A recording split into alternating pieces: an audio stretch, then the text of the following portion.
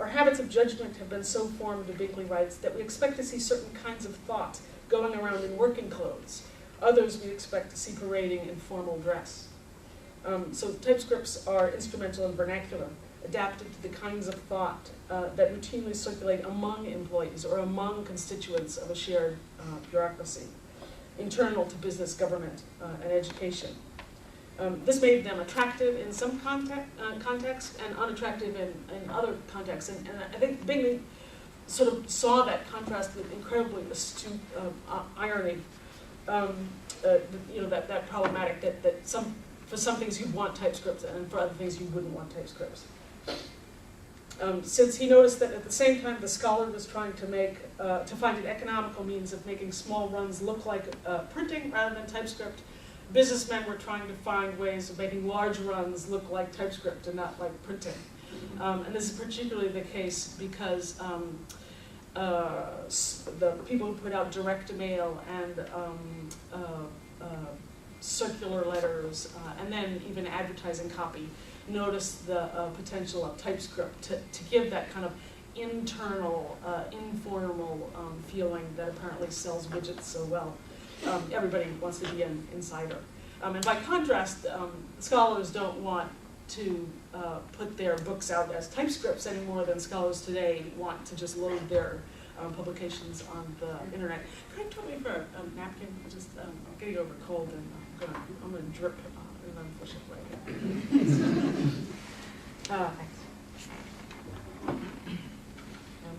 Anyway, so this look of TypeScript had a particular meaning in the 30s, and Binkley is able to, I think, calibrate some of that while still trying to promote TypeScript for scholars. Again, just very quickly, an analogy to electronic publication, albeit, of course, horribly imperfect, makes a little bit of sense.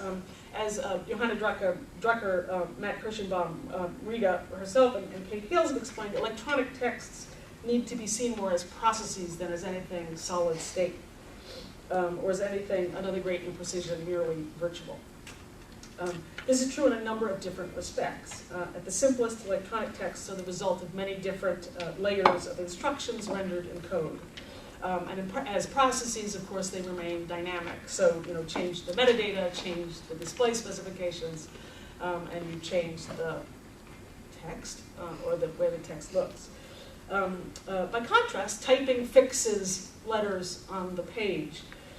Yet the internality of TypeScripts, I'd argue, did lend them their own in-progress or in-process quality. And it's just become really difficult to see because of the burdens of the digital that we live with today. So let me just explain that really quickly.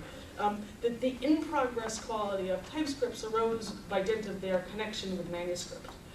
Where manuscript doesn't denote handwriting, instead it denotes the copy that goes to press. Okay?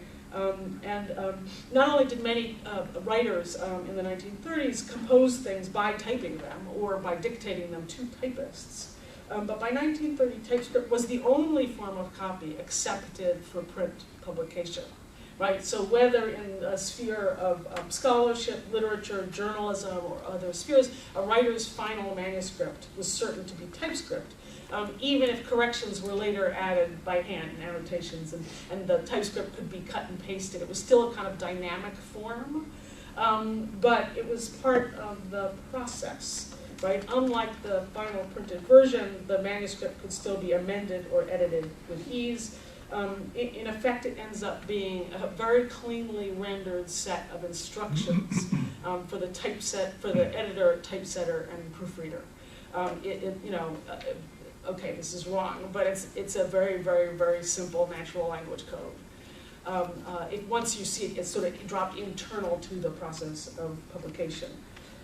And even in contexts not oriented toward print publication, I think we could make the argument that TypeScripts must have implied process in the 1930s, and this because of the ubiquity and familiarity of secretarial processes of women.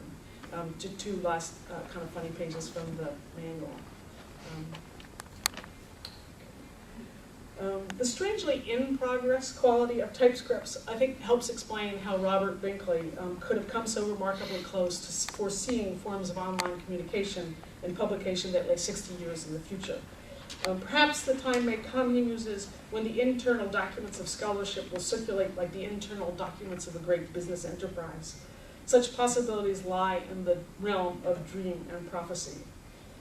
What Binkley dreamt were not just new tools for men and women of letters, but whole new patterns of scholarly communication. That developments like photocopies and then networked computing have helped to encourage in the decades since Binkley's day. Email leaps to mind, but other forms as well, certainly, too. If people can but accommodate themselves to the new techniques, Binkley writes, important barriers to intellectual exchange may fall. Scholars, for their part, would need to abandon the print fetish, and fetish is the word that Binkley uses on occasion. Librarians would have to unbend, too, in a number of different ways.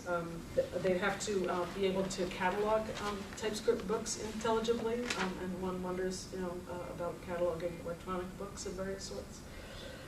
Librarians would have to change their storage protocols, too, since the manual itself is 8.5 by 11 inches and wouldn't fit on most standard library shelves.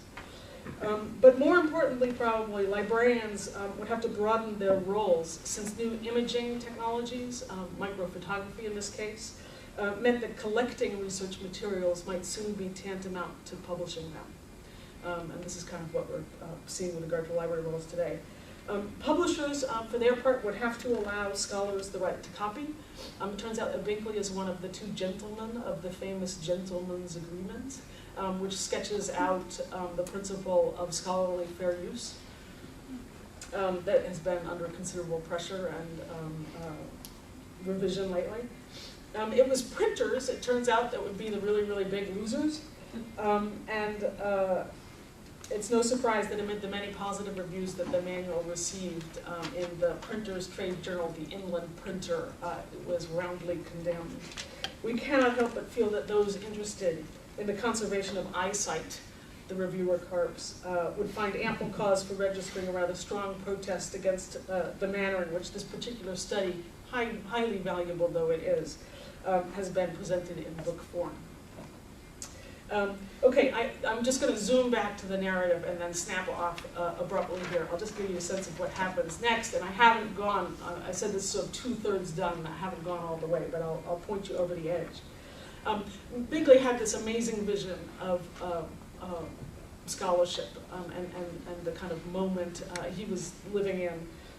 But I think it's better than that, because he had this vision of near-print technology as a format for local literary magazines, genealogical projects, community histories, and other forms of local studies by enlightened amateurs who might, with proper coordination, support scholarly research, but who would, perforce, one way or the other, strengthen the fabric of American democracy by inspiring purposeful intellectual lives rather than isolationism or bigotry. And you got to pick your heroes here, but these is for me shades of Brewster Kahle, Rick Prellinger, and John Wales, and me. So let me randomly pick, I don't know, Google, Amazon, Google. What was I thinking before? Google, Apple, and Facebook. The widespread unemployment of the Depression, just to kind of link up the scholarly with this vision of amateur cultural production. The widespread unemployment of the Depression made Binkley also consider new recruits and a kind of what he saw as a kind of Fordist organization of amateurs, right? So he does think of these new media as radically decentralizing, but he's not a complete naive. He knows that it takes coordination, so that even today's platforms for Web 2.0 are of course highly centralized. And so just again, a kind of favorite wacky example of mine of some of the work done by the Historical Records Survey, because that's the guise that this finally took with some of Binkley's inspiration, and plenty of other people too. He was not the sole architect here. 53 volumes of a projected 200-volume work called The Annals of Cleveland, a newspaper digest. This is not a newspaper index, it's a newspaper digest. Prepared by over between 1,000 and 1,500 unemployed Cleveland citizens through the Historical Records Survey Office of Cleveland.